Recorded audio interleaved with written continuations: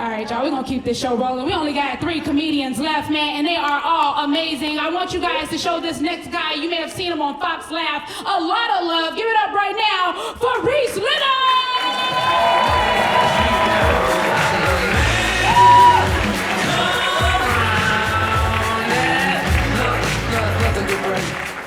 Thank you guys, it's great to be here. I recently had a girlfriend move in with me, which I would recommend to any 2 people in a relationship who really love each other and really want to change that. Because that's what happens. We broke up. It's awkward though because we lived with another couple. Luckily they did take my side, but they are my parents, so they kind of had to. It was weird living with the woman I love most in the world and my girlfriend, but we tried, and that's all you can do. It was obviously my first time living with a significant other. I didn't know certain things like you still have to pretend like you miss each other. I feel like my dad could have given me that heads up, you know? We'd like pass each other in the hallway. She'd be like, "Do you miss me?" Not as much as I miss my personal space. Distant second. She wants to ask the most girlfriend question I've ever been asked in my life, which was, would you ever cheat on me if it was with me?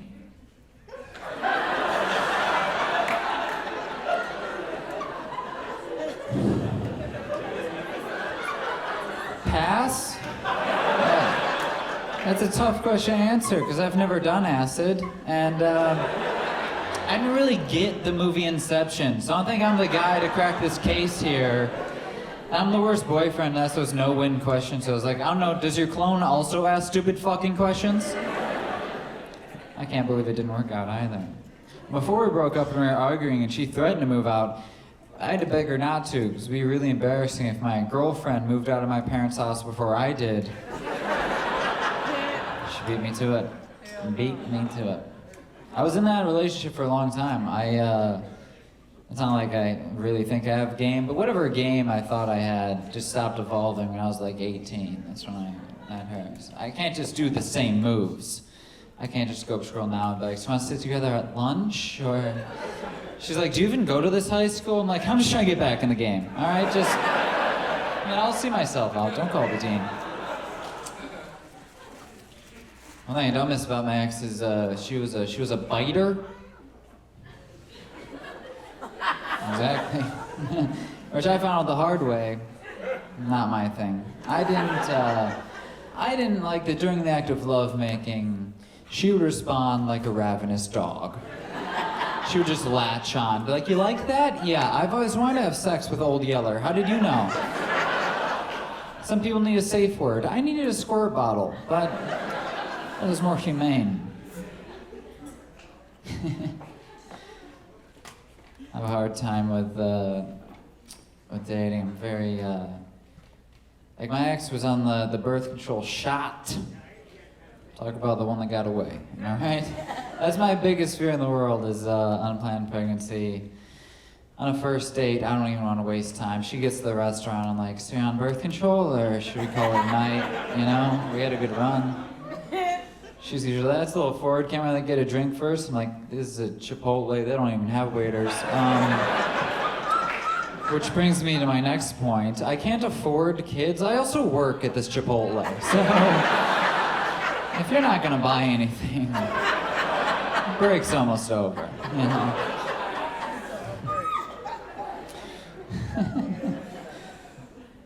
Not good to the whole dating thing. Been in Chicago for about a year now, and this happened last month, like 4 weeks ago. Like it really matters, but it did happen last month. It was on a Friday night last month, and I drive Uber sometimes in the city, and because it's just nice to not have to worry about money anymore, you know? Like, I don't want to brag, but I do have last month's rent almost paid already, so, you know, it's going pretty well. But it was getting late on a Friday night, and I was like, this is going to be my last ride of the night. It's getting late, you know, and so I pick up this chick in my car, and all you need to know is, I'm a good driver, even better listener. So she starts opening up right away. She's telling me, she's like, oh, I just went through a breakup, and, he was an asshole, all this stuff. And I'm like, oh, I just went through a breakup too, it's tough. And she was going to meet up with a guy that she just met on Tinder. And she goes, if anything seems sketchy, just let me know. I'm like, we're actually coming to Lakeview. I was like, we're going to Lakeview, it's gonna be fine, but of course, if anything seems weird, I'll let you know. Cut to a few minutes later, I'm driving where it's telling me to go, pulling down the street, and then the pin where I'm supposed to leave her is in an alley. Not usually where we want to be dropped off on a Friday at midnight in Chicago. So I was like, I'm still trying to be positive. I'm like cheerleading. I'm just like, how about we do a lap? Do you know like the unit number or building? Can we? And she's like, yeah, do a lap. So I start to pull off, and she kind of like comes to her and she's like, I'm not going back there. And I was like, well, can't tell you that's a bad call, but you need to update your destination because it's telling me to leave you in that alley right now. So decisions need to be made. And so I pull off, and she goes, do you want to go to a bar? Which is like why I learned how to drive in the first place, is for situations like this. Teensy snafu is I don't drink. I quit when I was 18, which I'm told is very advanced for my age. So I tell her that, I go, I don't drink, and she goes, do you want to come to a bar and watch me have a drink? And I think I can do that, yeah.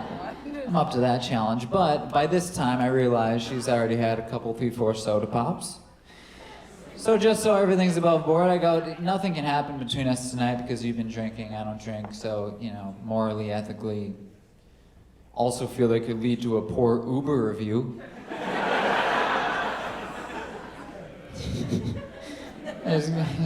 He drives worse than he fucks. You're like, what? I just want to get home from work. What's this guy gonna do to me? So we ended up I live in Lakeview, so we were near my place anyway, and I had like my backpack with me, so I stopped in my place to drop my stuff off, and the whole thing about me not drinking, I'm not condescending to anyone. Before we went to that bar, I popped a Xanax and hit the weed pen. I just can't drink, okay? You just gotta find your lane and stay in it. So I'm prepping, I hit my weed pen, and her eyes light up. She's like, oh, can I hit it? I was like, my goal was not to get her more faded. It was trying to meet on her level a little bit, but I'm like, I don't want to be rude. We're in my home. So I go, take a little hit, and she hits it. She hits it.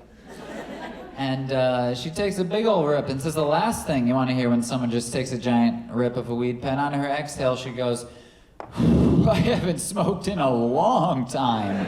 It's like, well, this is gonna be a night.